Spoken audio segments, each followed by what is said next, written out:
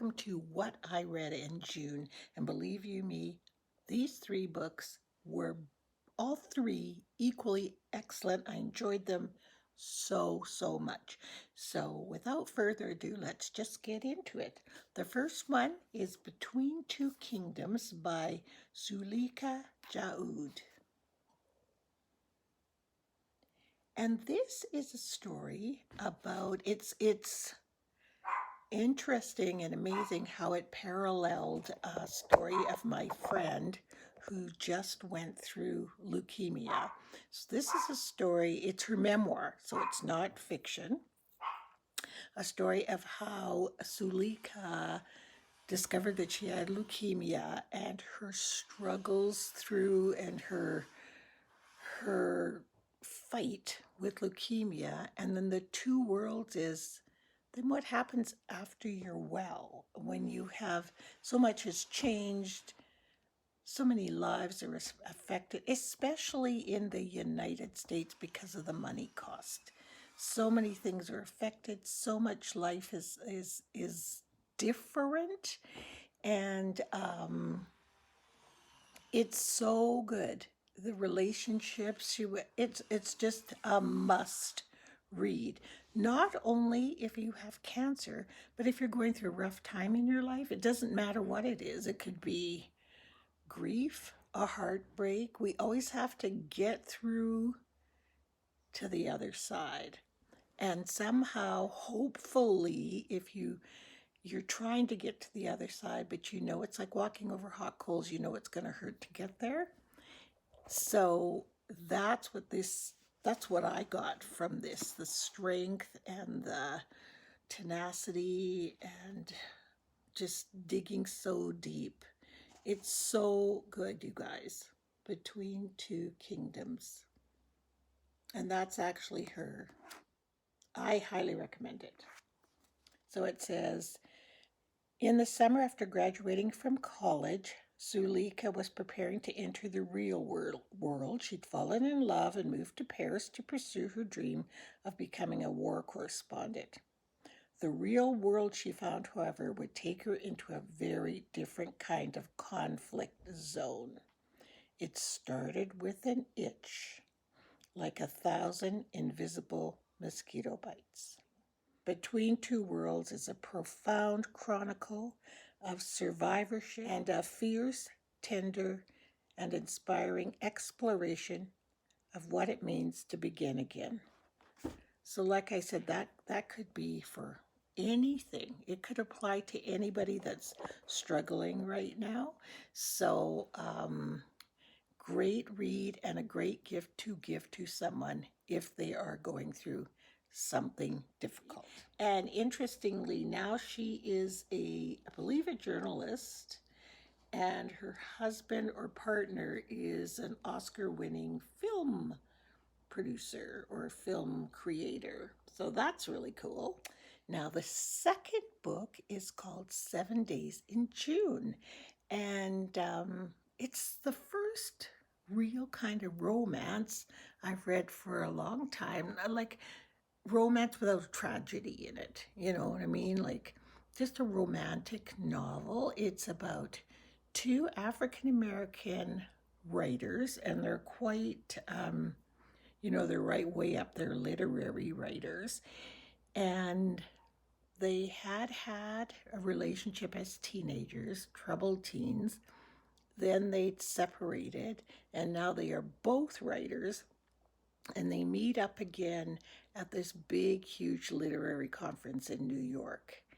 And sort of that sets their relationship back again. So I don't want to say too much because it kind of will ruin it, but she is a writer of not gothic, but sort of fantasy gothic type of things.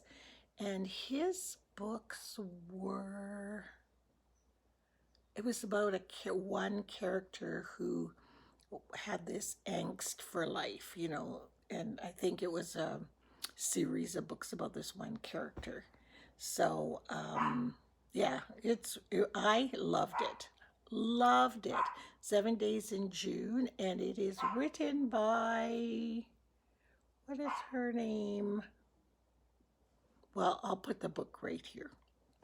Anyway, it was on my e-reader, so I don't have it right here in my hand, and I'm filming with my phone, and my list is on my phone.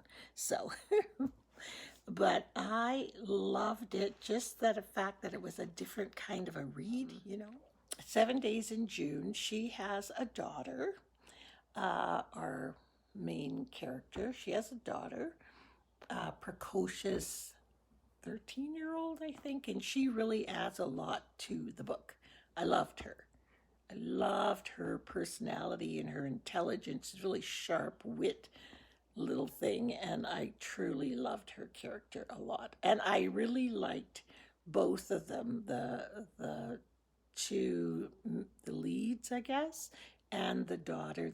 All the characters in that book were really well written, and their little quirkiness and personalities really came out really well. And it was a very good, interesting book. And just telling you, you get behind the scenes on those kind of she poo poo functions, like the literary award, and their friend who was quite wealthy, who's always putting on these she poo poo parties and banquets and things like that. And you get to see behind the scenes on that. Um, and it's a romance. Who doesn't like a good romance? I do. These are all great reads for the summer or for any time, but if you are going on vacation or if you're going to be at the beach or camping or whatever, excellent books. They're not hard to read. You don't require, it doesn't have to be total silence for you to get into the books. They're just really good escapism when you want to get away. So this one, 7 Days in June, and which is funny because it's my June reads, isn't that funny? And Between Two Worlds, so good. Now, the last book I read is called Five Little Indians by Michelle Good. And Michelle Good is of Cree descent, so she's an Indigenous woman. And this story follows the life of five Indigenous children who were stripped from their parents and taken to live in a mission in a residential school.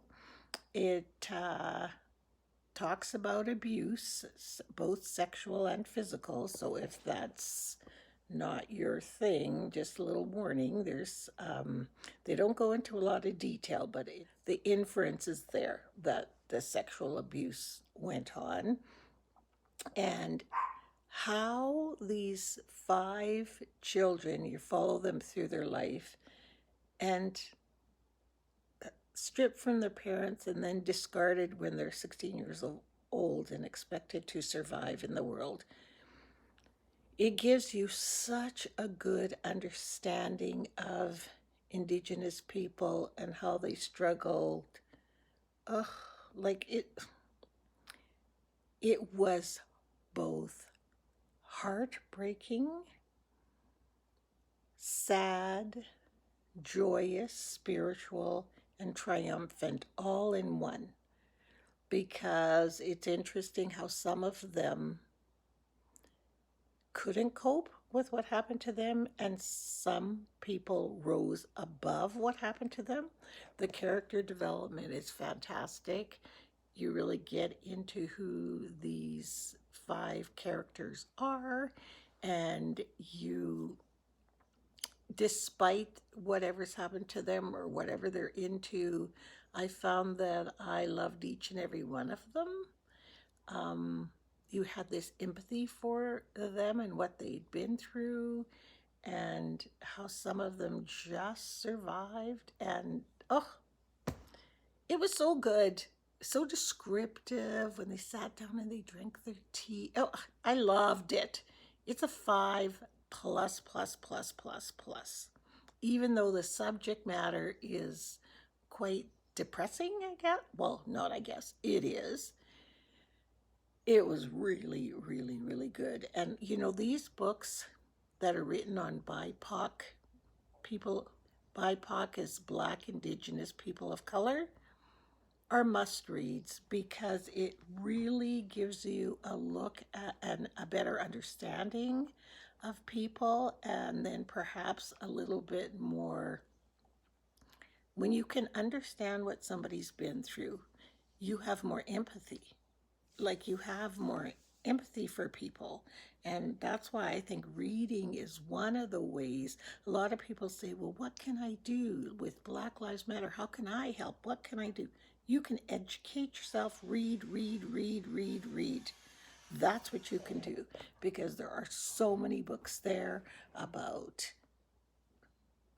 Black lives, Indigenous lives, Muslim lives, Asian lives. There are so many stories out there.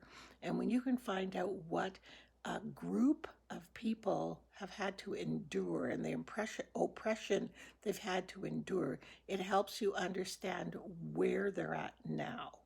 Totally.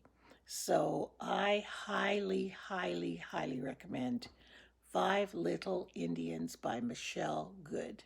Fantastic book. So anyway, all three of these books, Between Two Kingdoms, 7 Days in June, and Five Little Indians, fantastic reads. I give them all 5 stars.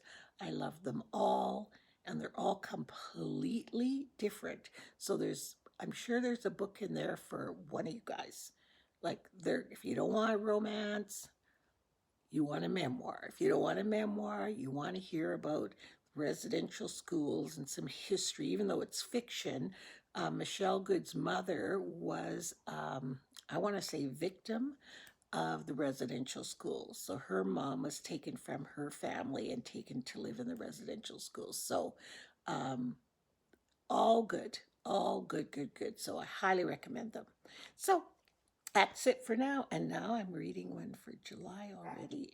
I started yesterday and I'm like sailing through this one.